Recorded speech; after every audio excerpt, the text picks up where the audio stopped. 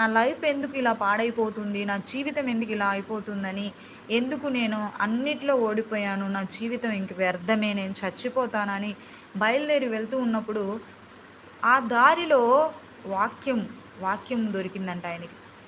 ఆ వాక్యంలో, "నా కుమారుడా నీ భారము నా మీద వెయ్యి. నీ భారమంతా నేను తీరుస్తాను" అన్నాడంట. ఎవరు ఈ మాట చెప్పింది? ఎవరు ఈ మాట చెప్పిందంటే, యేసుక్రీస్తు ఈ మాట చెప్పారు. ఆయన మందిరానికి నువ్వు వెళ్ళు. నీ భారాన్ని తొలగిస్తాడు. హల్లెలూయా!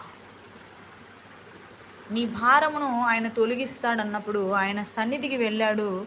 అప్పుడు ఆయనలో ఉన్న భారమును, ఆయనలో ఉన్న చనిపోవాలనే మనస్సును దేవుడు తొలగించి, తనకున్న రుణాలను, తనకున్న బాధలు తొలగించి శాంతినిచ్చాడంట. ఈరోజు ఈ లైవ్ ద్వారా నువ్వు వింటున్నావేమో, నువ్వు ఏ సమస్యతో నువ్వు నీ దేహములో వ్యాధితో వింటున్నావేమో, నీ కుటుంబంలో అప్పుల సమస్యలతో, లేకపోతే నీ కుటుంబంలో ఏ బాధ ఉందో, వివాహం గురించో, పిల్లల గురించో, ఏ ఏ సమస్య అయినా దేవుడు